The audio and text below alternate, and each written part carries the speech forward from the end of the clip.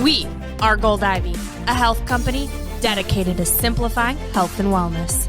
Tune in as we search to find the deep, real, and raw truth. We're here to talk big, no room for small talk. It is our mission to inspire, seek growth, simplify the action steps, and build confidence. You decide what works for your daily life and how to transform our lessons into your gold. Are you ready to step into your power? Now is the time. Join us on the fearless pursuit of self-discovery and growth. This is Ivy Unleashed, a Gold Ivy production.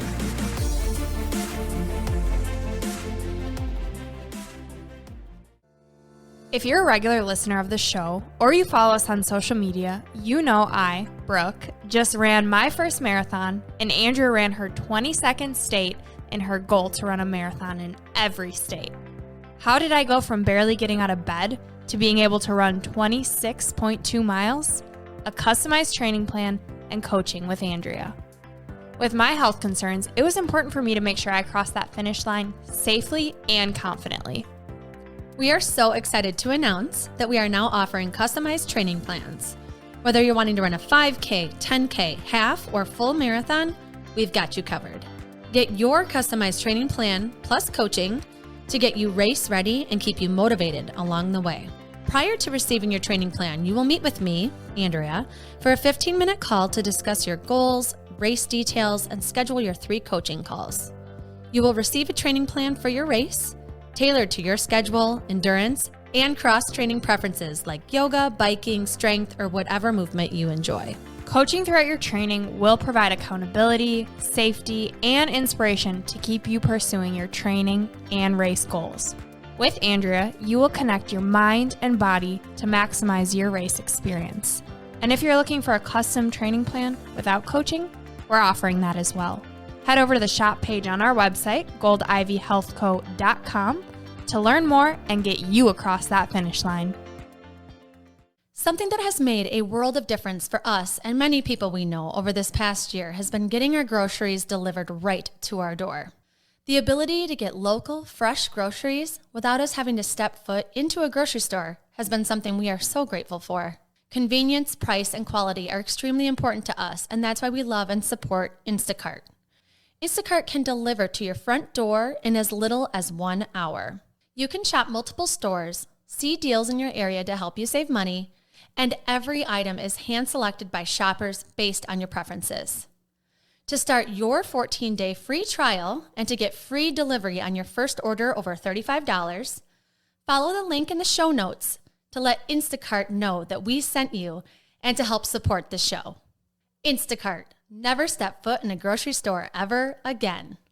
And now to today's episode of Ivy Unleashed. Hey everyone, welcome back to Ivy Unleashed. Today we are here with someone who helped us turn Ivy Unleashed and Gold Ivy into a reality.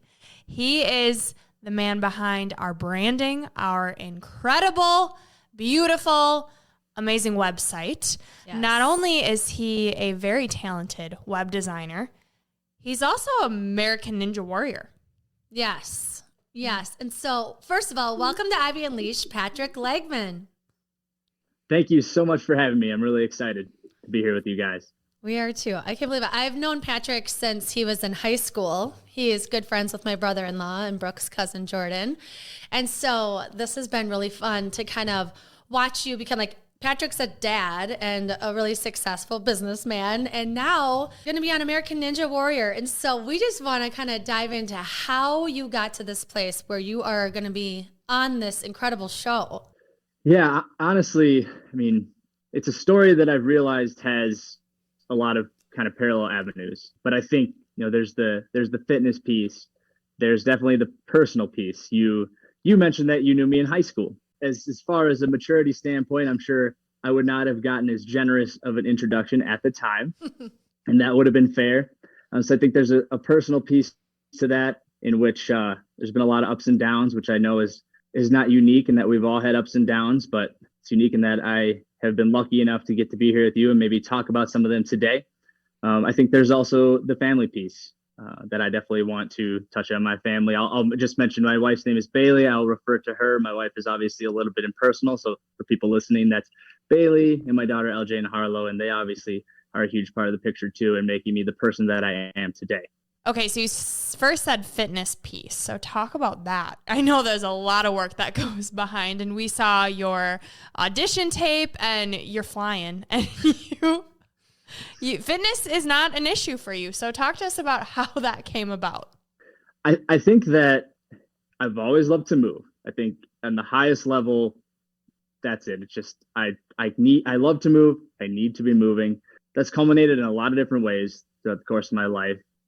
Initially, it was sports, basketball and tennis that I took through high school and college.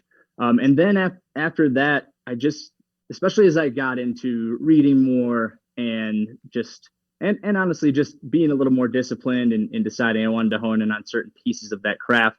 And also after having finished being a more traditional competitive athlete, I realized I had different things I wanted to pursue.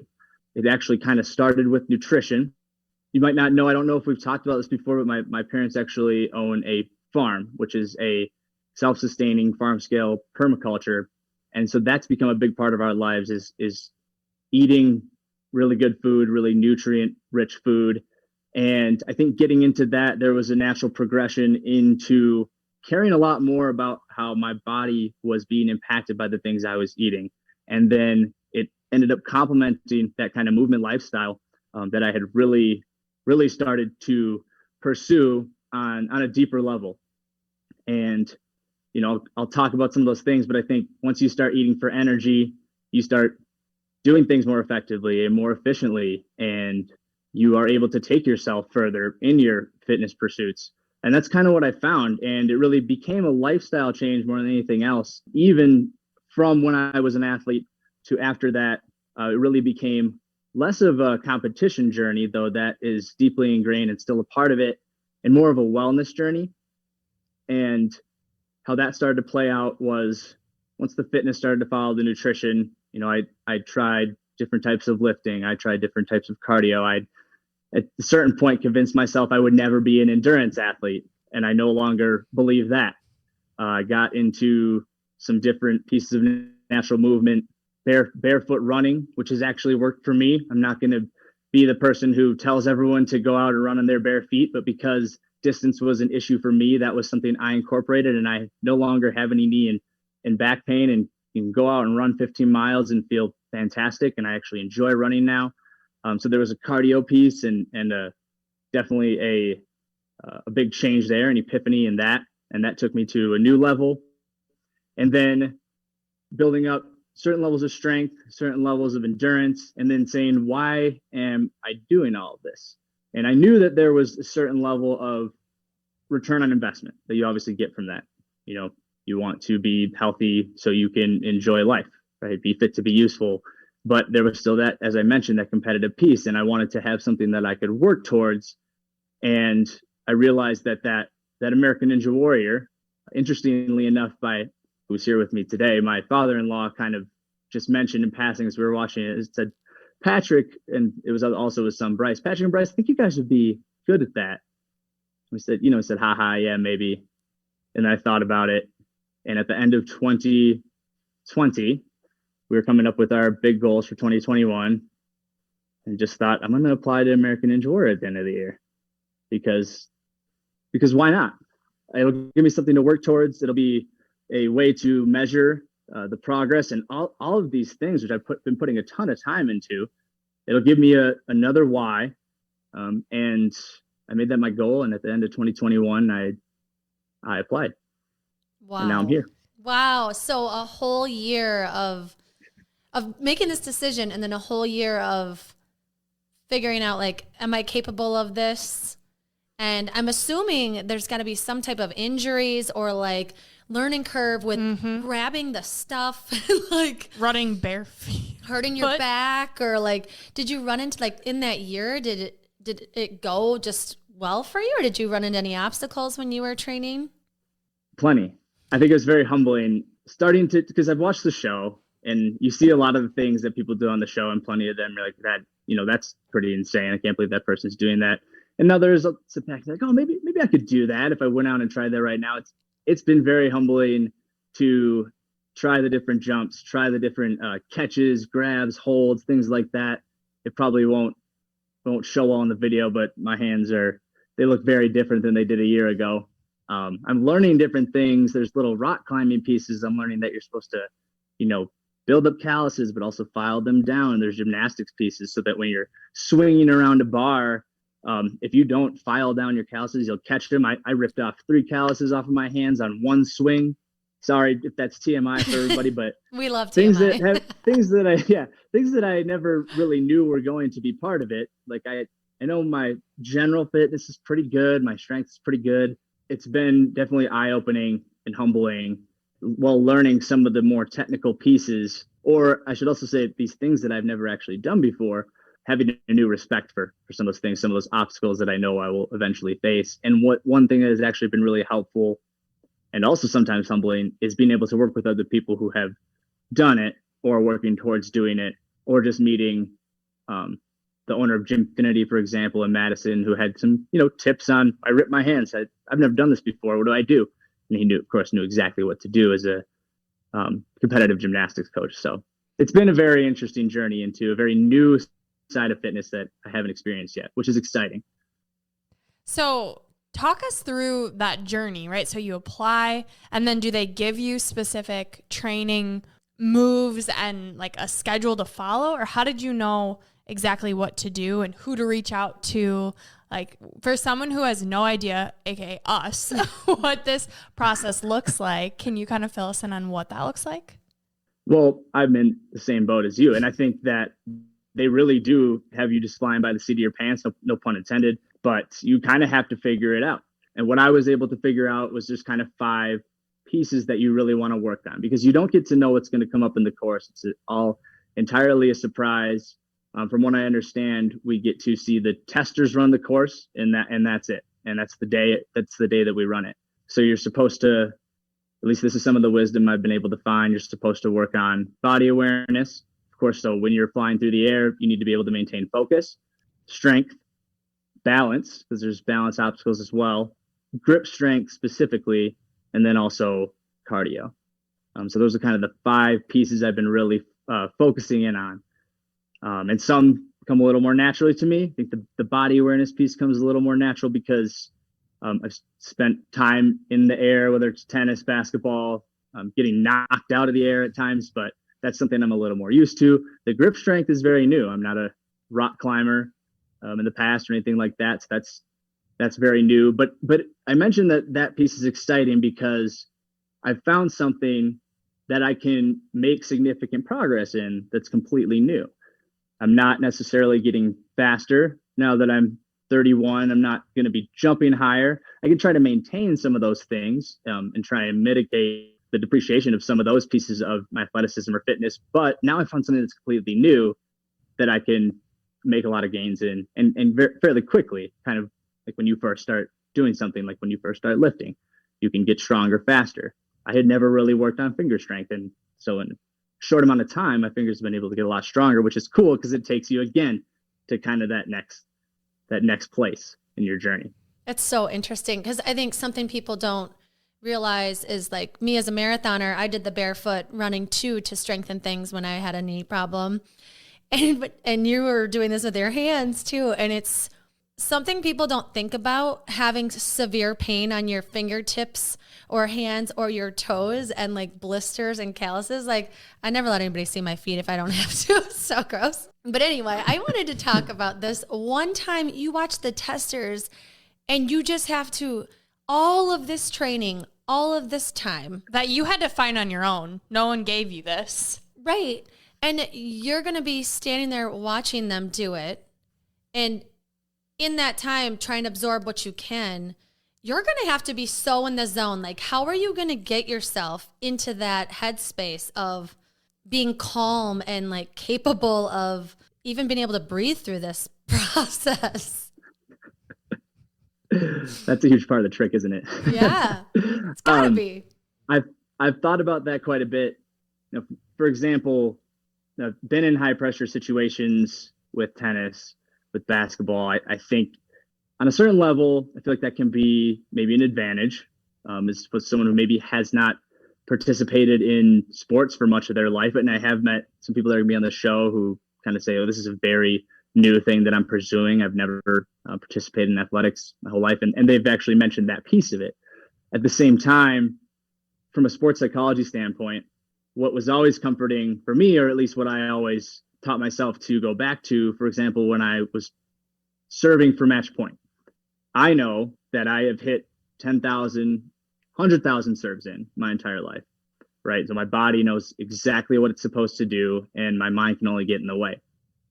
In this situation, these movements are new. And so I think there's a couple pieces. I think one of the pieces is that I can do as much as I possibly can as far as repetition goes. And I don't know what's coming up. So just trying to do as much variety as possible.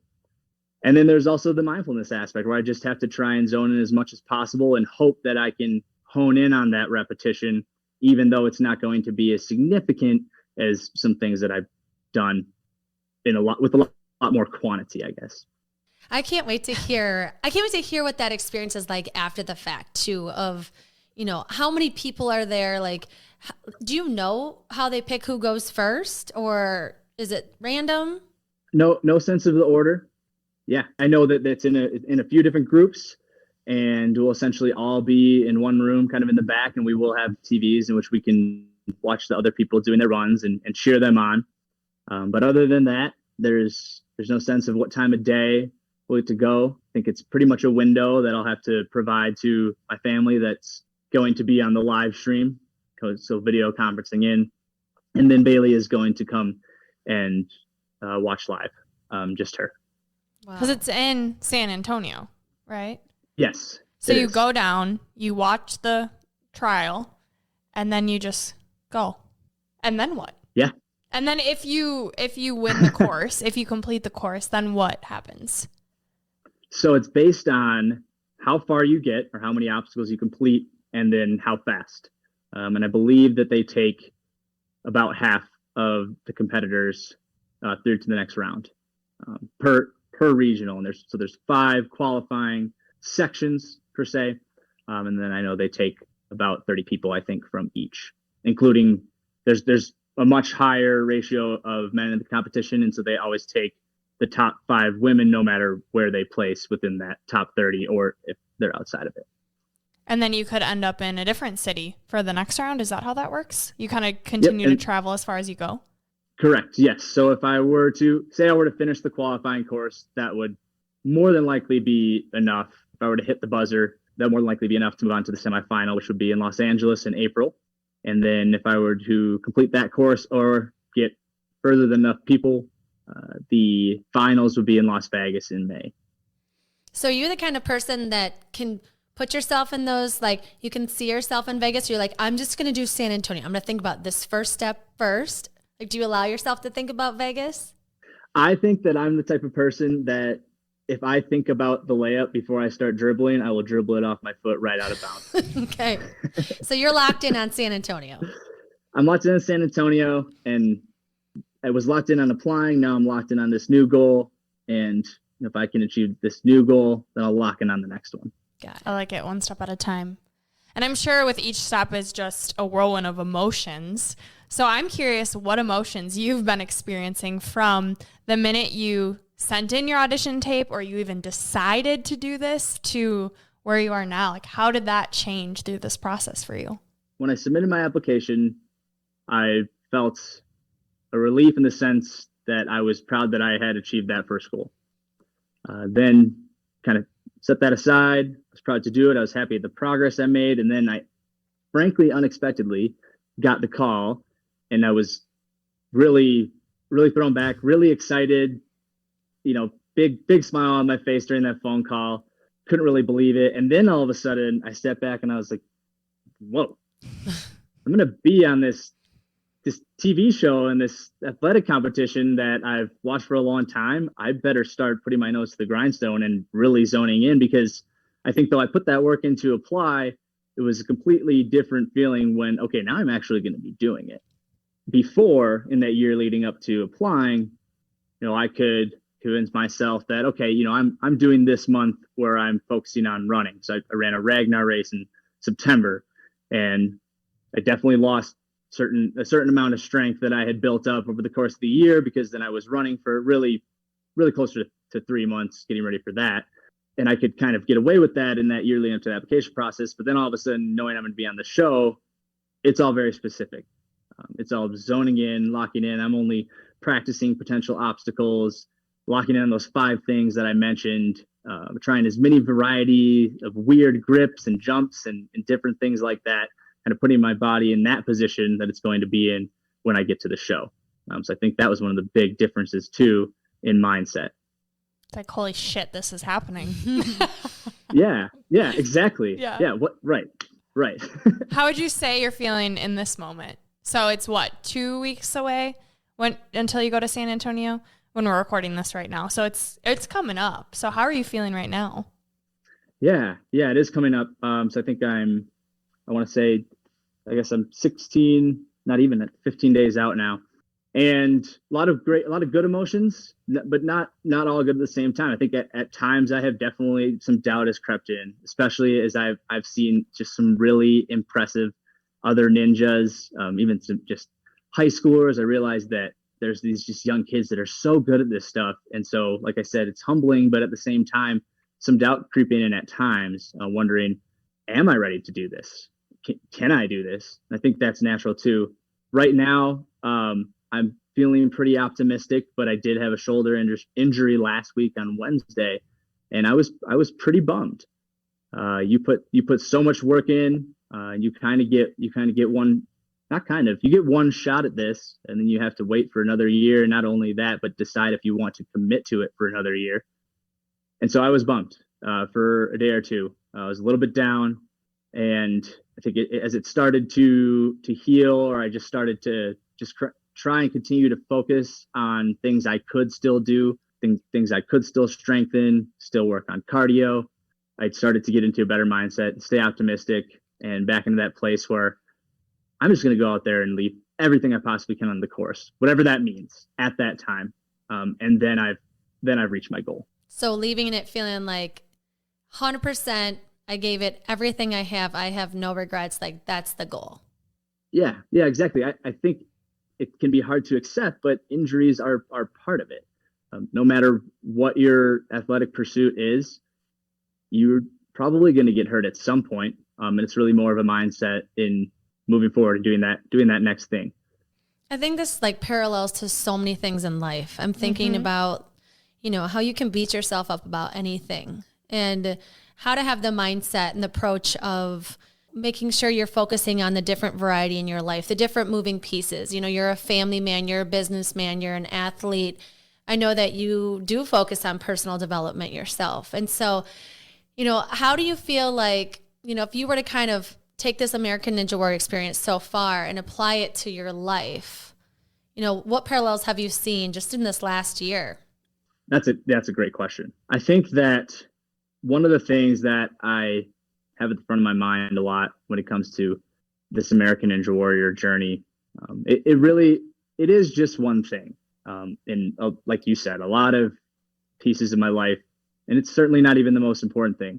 But for me, it's definitely a representation of going for it, reaching a goal. It's a culmination of having the habits of believing in yourself and trying something new and putting yourself out there, and then making the decisions or putting the work in to then achieve it.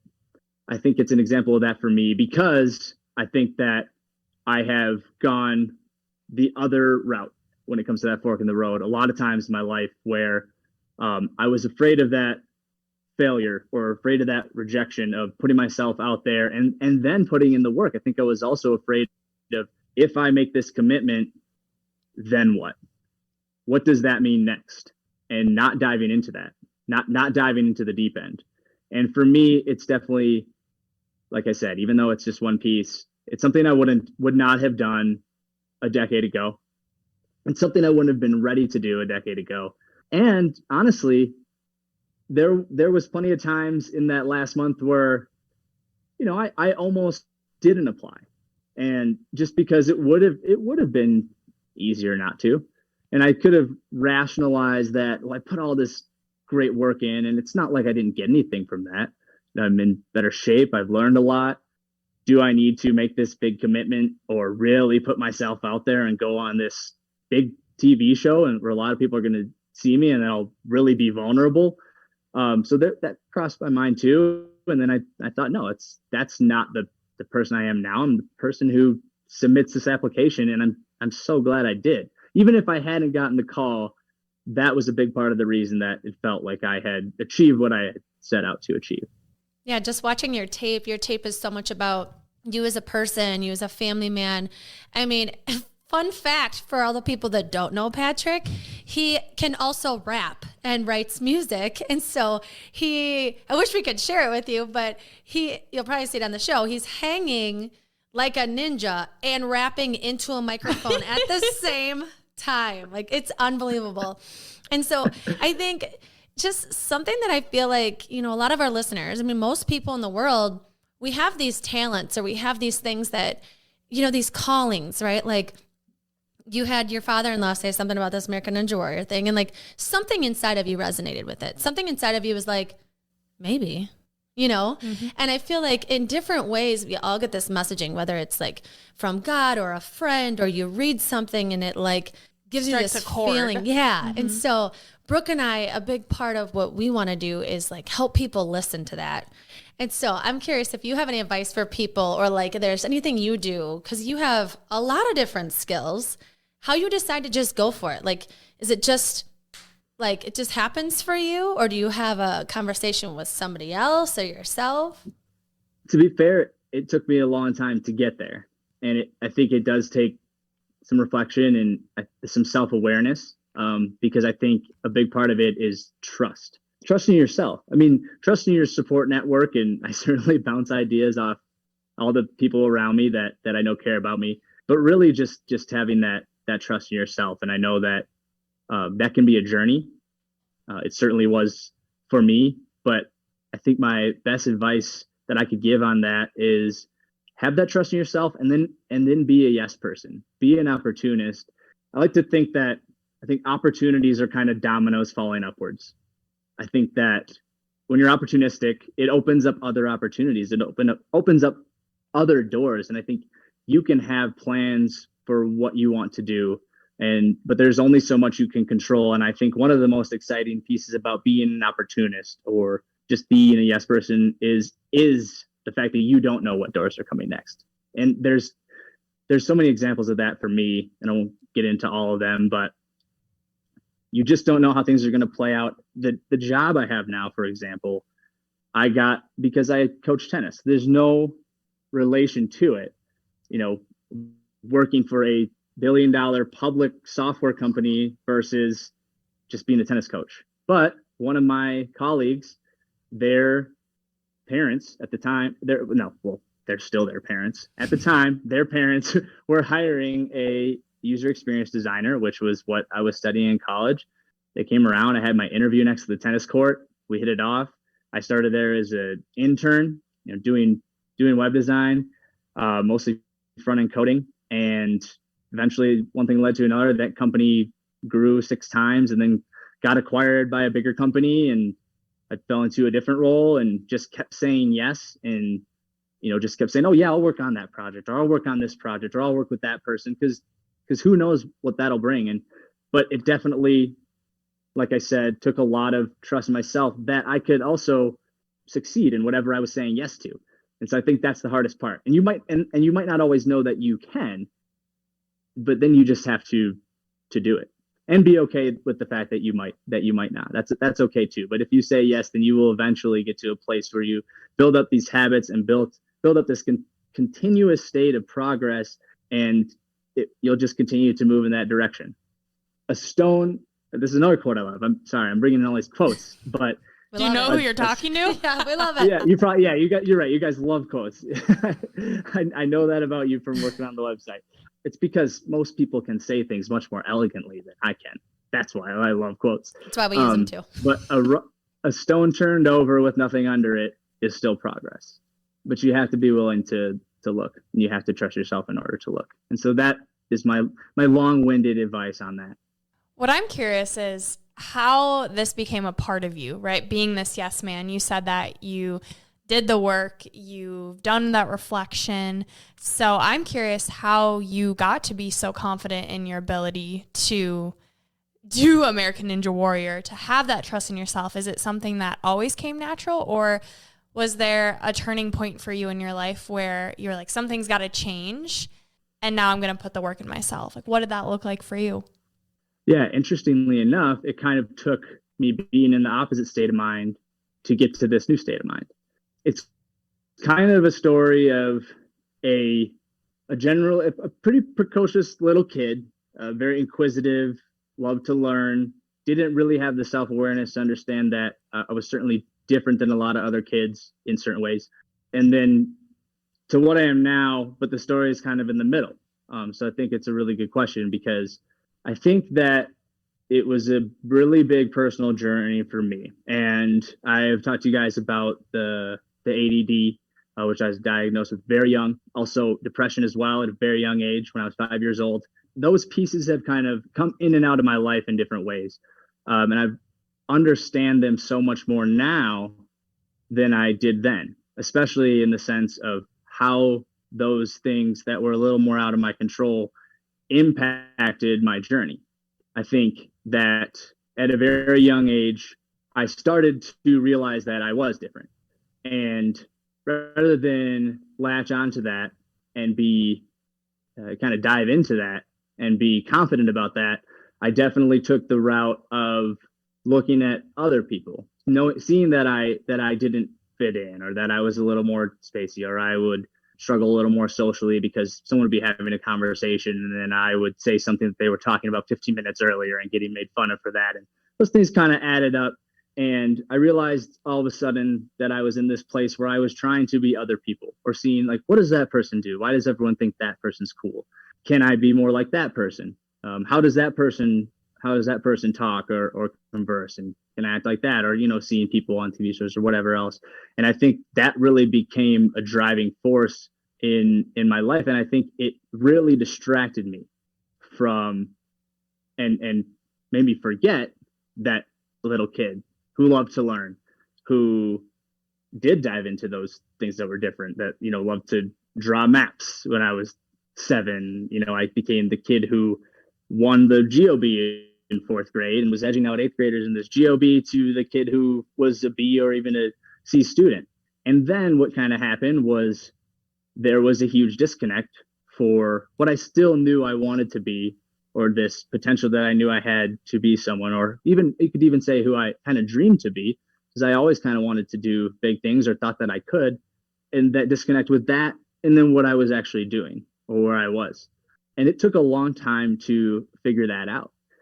For a long time, I was too young really to figure it out, or to reflect on and understand why I was doing the things I was doing, or why this had turned into a big piece of me that was self-doubt, that was driving some of my decisions, where I knew what I should do in the moment. And then instead I did what I wanted to do because that was the easier thing to do. I didn't trust myself to make the right decision and put myself on a path of commitment or responsibility, and know that I would succeed in that. So there was a couple pieces of that. Mostly I was just lost, and it was disappointing because I definitely let plenty of people down that I cared about. Certainly my parents, certainly friends, certainly relationships at the time that I didn't really understand why I wasn't good at them. But for whatever reason, through that process, I think I was able to remain accountable. I never placed the blame elsewhere, and for whatever poor decisions I was making, I always understood that it was me making them.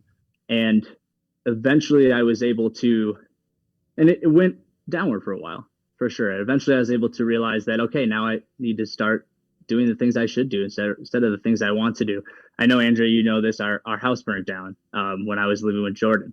And that was actually following me actually more or less getting kicked out of my parents' house because I just wasn't deciding to follow the rules that they were putting in place for me to live at home after I come back from my first school.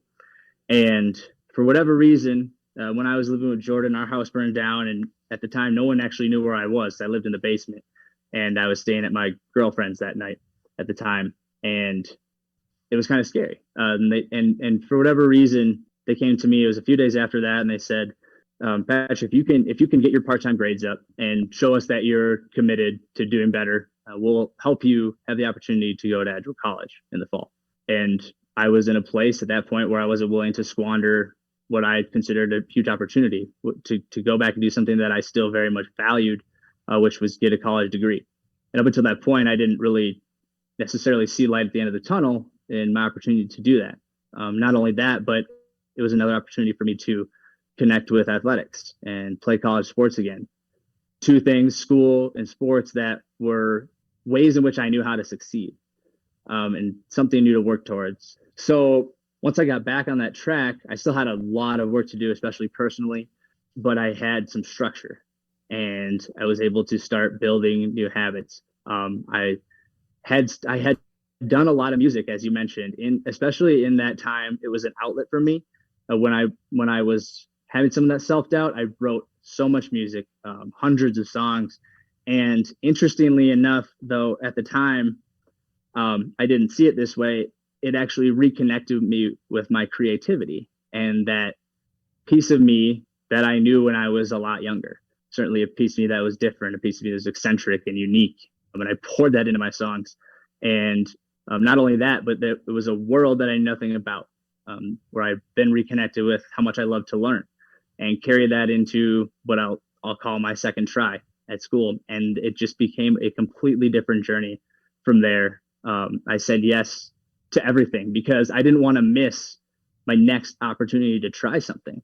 So it was tennis. It was, at one point I was going to play basketball too. Decided to just do the one sport and focus on school. It was my professor asked me if I wanted to build the new art department website with them. Yes, of course. I would love to do that. Do you want to be the web designer for the school paper? Yes, I would love to do that. Another really cool experience. And just building towards those different things. And same with music too.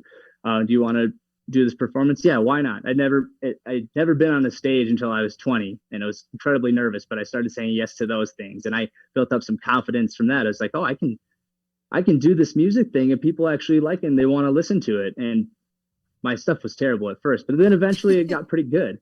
And that helped me build up some confidence too. So I guess that's the best way I can describe how something shifted there. I had said no to myself so many times that it eventually completely changed the person that I was. And once I had the opportunity to re-grasp that person, I had no choice but to continue to say yes. Wow, that was so beautiful that you just went through all of that, and tragic and sad and beautiful. And I love that you took such an ugly, hard time in your life and it just flourished into all of these incredible things. And what I'm hearing too is like a combination of you believing in yourself, but also kind of getting sparked too by others believing in you, or, giving you like some of these opportunities. And so, you being people asking you to do these things, or your parents, to give you opportunities, how much did that feed into you believing in yourself? I think there's an important point to bring up there, that I'm incredibly fortunate to have a support system. Even if at times it was completely up to me to make the change, my parents definitely never gave up on me. And that was a huge thing. They, at times, they initially told me to consider taking a year off before going into school. I didn't, the first time around with college, I didn't want to believe that I wasn't ready. They turned out to be right about that, as well as so many other things, obviously. I think that it was really, really hard for them to say enough is enough and really make me have to figure it out on my own. And even at the time, I knew that they had to do that. I was sad, they were sad, but I knew that I hurt them and not the other way around, and that they were doing something that I knew wasn't easy for them as far as pushing me to make a change. And that definitely did inspire me, motivate me.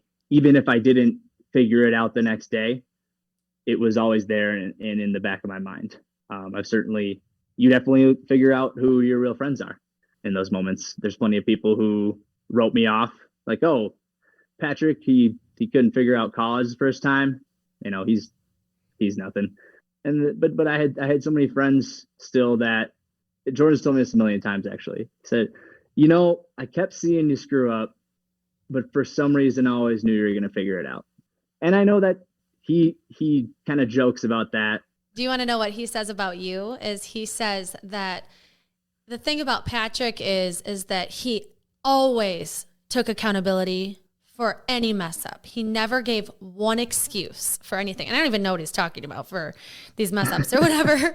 I mean, you guys are friends in high school. There's going to be times that everybody messes up and makes mistakes or whatever. But that was his thing, is he's like Patrick and I stayed friends through all of our shenanigans because, you know, he was just such a good friend that he would own up to anything and apologize and never made excuses. And so he just thinks the world of you. That's wonderful to hear. I think that even sometimes other people would say, you know, did Jordan give you that shot? It's like, no, Jordan didn't give me that shot. I drank that shot. Jordan loves to be an instigator, but yeah, no, he's spot on. You know, I think that it's funny. I've gotten a jaywalking ticket. I've gotten a ticket for cutting a roundabout. Plenty of underage drinking tickets at parties where other people there were doing the exact same thing and didn't get them. And I could just say, oh, I'm unlucky. And at times I thought that, but that is completely unuseful and does not breed any progress. And I think that was always there in the back of my mind. And again, you know, for me, I tended to be a slow learner for whatever reason. And I think there were a lot of demons to conquer there and figure out, and a lot of reflecting to do. But now that I have, I get it. And I understand a lot of that. But yeah, I never felt the need to blame other people for the things that I was doing. I think that's an incredible quality. And I also think you can't make real change until you get out of the victim mentality, right? Until you take that full ownership. I think of the work that Andrew and I have done with our coaches, and it's the idea of being in cause versus effect. And when you're in effect, you're the victim. And when you're in cause, you are the captain of your own ship. And sometimes it takes hitting that rock to wake up and to say, okay, no one can change this, my outcome, my story, my situation, but me. And it's hard work and it sucks waking up to that reality, but it's also empowering to know that the only person that can do anything is you, that you have the power within you to create the life that you want. And you're doing that. And to have your girls look up to you and, you know, this message that you're putting out in the world, it's so beautiful. You're saying yes, you're being this yes man. What I keep thinking of is, how do you set those boundaries for yourself? Because you can burn out when you are a yes man. I'd like to think that I'm a yes girl. And I do feel like, okay, am I taking on way too much? So I'd love to hear how you set those boundaries or how you've kind of created those for yourself over the years. Yeah, I think because it was something that was new and it was a new journey that I had to figure out the balance. Mm-hmm. You can only do so much. And I think I'm actually only just recently starting to figure that out. As you said, I've had to turn down some business, which is weird. I would usually just be the person who would say, yes, of course, I'll do that. And I would work on it till 4 a.m. if I had to. But I think at a certain point, that's not sustainable. I think also I've been fortunate enough to, I guess, through being opportunistic, be able to find those things in which I do want to stay consistent with. The things that something's got to give, but some things can't. Family time. Certainly my career, my day job, I'll call it. I have a couple of businesses on the side as well, but there's certain things and certain avenues that once you start going down them and you have figured out best practice for those things, and you see how those pieces fall into place and how that structure falls into place in your life and the things that you really can't do without, you have to start weighing the pros and cons or the risk reward of some of the other things that come in. Again, taking ownership of your time, your schedule, and your values. Like, what do you want to be a part of your calendar? And what does that look like structure-wise is kind of what I'm hearing. I think one very interesting piece, and I don't want to go down a rabbit hole, was also finding a balance between being a yes person and also working through what I had talked about, where I also was placing my happiness in other people aside from myself. And so finding a balance there, you talked about boundaries, making sure that I wasn't and don't now say yes to people because I won't say afraid to let them down, because I think it is important to come through for people, especially if you make a commitment, and it's just about being transparent and honest with yourself when making those commitments, but making sure that I'm being true to myself when I do say yes, because that can be easy, especially when a lot of the journey was having to figure out who I was and what I wanted to say yes to, and not letting those outside influences or other people that I thought I wanted to be like drive that progress. Yeah, and doing the work to know who you are, right? I feel like that's this message that I keep hearing you say is, what do I like doing? What are my outlets? Music is important to me. Family is important to me. Like, it takes that time. We always say it to quiet that outside noise and say, what does bring me joy? But what I'm curious about is, when are you doing this? Like, do you have set aside reflection time? Like, when do you hear yourself think? And how do you figure out what to streamline? Especially as a male, I feel like it's so much more socially acceptable to be like, oh, I sat and reflected with my coffee. Like, is that what you do, or what's it look like for you?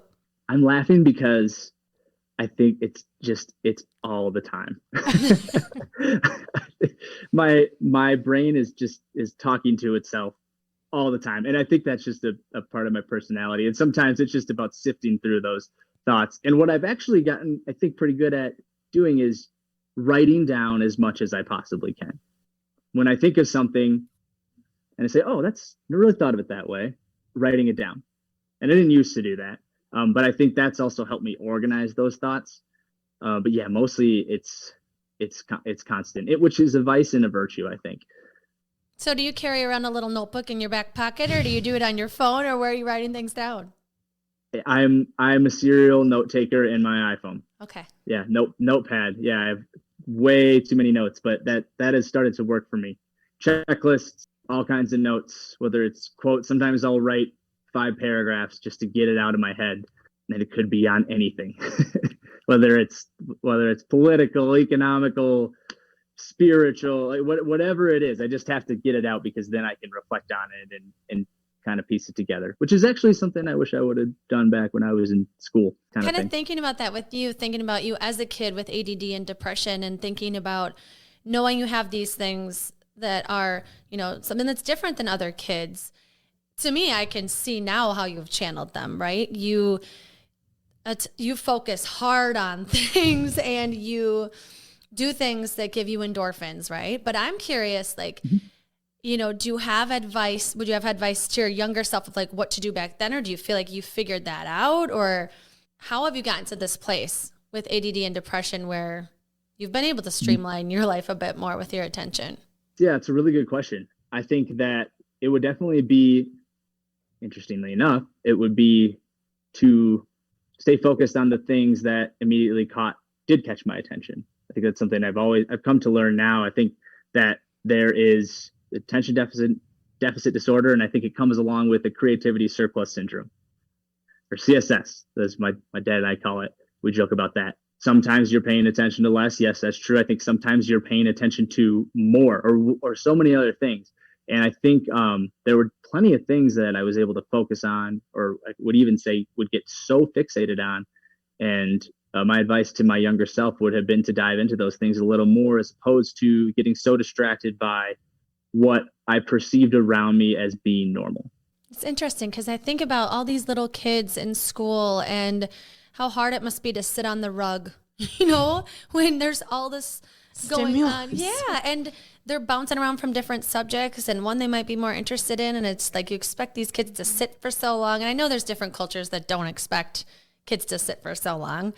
But yeah, I just think it's so interesting to hear how people thrive as adults after they've been through school as a kid with an attention disorder. Yeah, and I think too, what's really interesting is you asked the right question, because you said, if you go back, what would your advice be to maybe do something differently? Rather than say, do you regret the way you did it? Because it's hard to say, seeing where I've gotten to now, you take out any small piece of that journey, you don't necessarily know where it ends. So do I regret things?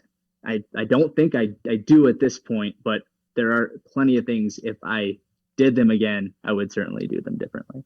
You have clearly done a lot of work to get you to where you are today, and I hope you're proud of yourself. This is incredible. We are so proud of you. We are so excited to cheer you on. I know you don't know the date of when this is going to air yet, but to all of our listeners, make sure you follow us on social media, because once we know that date, we will, of course, plug it. And so, Patrick, we just want to thank you for being here with us, for being vulnerable, sharing your story.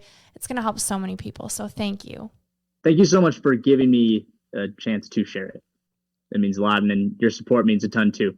Thank you so much, Patrick, for sharing your story. It's super inspiring, and so many things that we were unaware of, and we're so happy that you, like Brooke said, were vulnerable and shared it. Next, we have time for our 3 gold stars. Would you like to share yours? Yes, I would. Okay, so my first gold star is provide yourself minor inconveniences throughout your daily life. And just to elaborate on that, because I did kind of a short one, so it would be easy to lay out, but I think that our society, both culturally and industrially, is very convenience driven. Our convenience has begun to limit us and even debilitate us in ways. And there's ironically nothing convenient about being debilitated.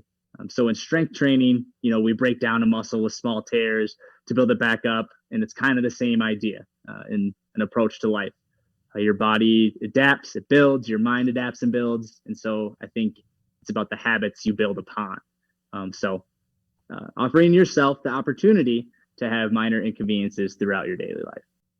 Okay, my second gold star. If you have a goal and have laid out a plan to get there, the most important days to work out are the days when you don't want to. I think living in an era of choice and luxury, especially in fitness, which of course not always been how humans have approached fitness.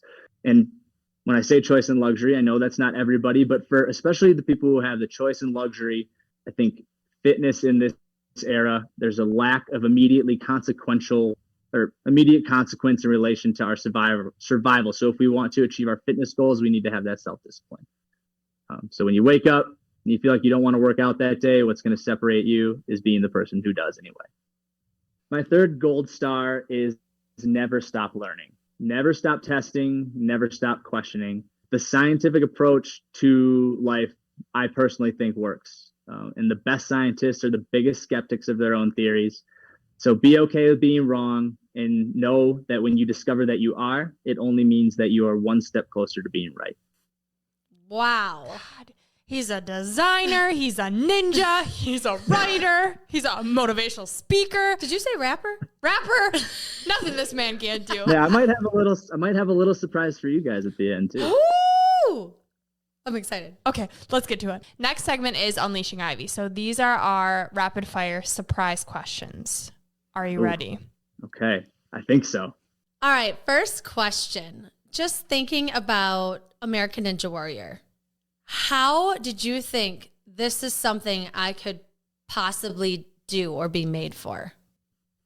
Is it okay if I say that I didn't? I didn't know if I was made for it? Is that an acceptable answer? Yeah. I've loved to climb, and maybe every kid does. But I thought just the general sense of loving to move, climb, do crazy things made me a good fit for it. Love it. I like it. Okay, my question. What are you expecting or hopeful for to really get out of this process of being an American Ninja Warrior and running your race that you don't even know what it is? I think that I just want to make sure, like I said, that I leave it all out there and that I make the most of the experience and even also the potential platform. If I can affect one person in a positive way, or even just inspire someone else to run the course because I did well on it. I think that would be a wild success in my mind. Definitely. Awesome. All right, last question. What is one thing you wish you would have known sooner? Oh, wow. That I'm enough. Ooh. Can you elaborate at all on that, sir? Well, I think a lot of the things that we've talked about kind of speaks to that, but I think it's still sometimes my insecurity can come out in the idea that I enough? Am I enough to be a good husband? Am I enough to be a good father? Am I enough to compete on American Ninja Warrior? I think for whatever reason, that sums it up for me. believe and trust that I am enough to do the things that I want to do or believe I should be doing. What habits do you have in place to help you believe that? Is it the note taking and the journaling and the reflection, or do kind of some habits come to mind off the top of your head? That's another really good question. Yeah, I think, writing down the things that I think, it's so rapid fire all the time, writing things down so I can reflect on them. I do practice mindfulness. I do meditate a fair amount, and that calms my mind and I think helps me sort through my inner voice. But I do think it's habits that I've put in place to manage some of the things that I'm not great at. So I've found ways to be organized with a lot of checklists, a lot of reminders, writing stuff down, and then eventually you just get more organized. So I think little things, just the little things, little habits that have helped me come through or follow through on things or succeed in certain ways. And that has definitely helped me believe that I am enough. Yeah, absolutely. And you mentioned self-discipline, right? With workouts, whatever it may be, you're keeping these promises that you're making to yourself, in return showing yourself that you're worth it. You can trust yourself. Yeah. Yeah. You said that. You said that even better. I like the way you said that. Also, another thing that reminds me that I'm enough many times over again is my wife, Bailey, is someone I look up to in a lot of ways and has inspired me in a ton of ways. And I have so much to learn from her. She's certainly someone who you could say has made life look easy, but of course it's not. She puts an unbelievable amount of effort and work into everything she does. But knowing that she chose me every day is definitely one of the things that reminds me that I'm enough. Oh, I love it. And she is a badass too. Hell yeah. You guys are a power couple. It means nothing coming from me, but she's a total badass. Oh, it does. Well, also not only maybe those times that you don't feel enough or that you didn't show up the way you wanted to, the fact that your tendency is to own it and be accountable for it, I hope shows yourself that you are enough, that is such a wonderful thing to do to develop the worthiness of your life and how great things can be, because you do own it. I love that. I think that that's such a beautiful thing that you do. And I think that your life is showing that if you own it, even if it's hard and do all the hard things and create some discipline and own what you might not be great at, you can build any skill, especially with being a lifelong learner too. Yeah. At risk of putting too many sports references into this podcast, I think I've always said never waste a mistake. If you make every single shot, you never need to practice. It's only a mistake if you don't learn from it. Should we keep going with quotes? Well, speaking of quotes. Yeah, speaking of quotes. We end every episode with a piece of gold. Patrick, would you like to share yours? So is it okay if I have two pieces of gold? Absolutely. The more gold, the better. Okay. All right. Before I share it, I know you guys had some surprise questions for me. I just have one little surprise for you. Okay, so bear with me. Okay. I'm on the Gold Ivy podcast. They're not owned by Comcast. This is full original OG with the broadcast. BA, well, the initials, they say it all. Won't curse to elaborate. PG with the ball. Competition is sweet, but it's people that make the day, the gold standard type. I'd like to finish and say thank you. Thank you a million times in one for letting me share my story. I'm unleashed and ready to run. Oh my God. I have chills. There's Thank a you first for for that. everything. That was incredible. Thank you. He's unleashed and ready to go, baby. That's right. American Ninja Warrior. No matter what happens, you are our American Ninja Warrior, and we believe in you, and we cannot wait to cheer you on. It's going to be so exciting. Thanks, you guys. Yes. Okay. It's okay. The two pieces of gold. The first is from my dad, who tends to be quite quotable, but my favorite, and one of my favorite just simple sentiments that he always tells me is, people are more than one thing. My second piece of gold is a lyric from a song I wrote to my wife that I sang for her on our wedding day. And it goes, to find purpose in life is to find comfort with death. Born with a blank map and hope to find peace in your last breath. This is Gold Ivy signing off. Listen to your truth and go chase your gold.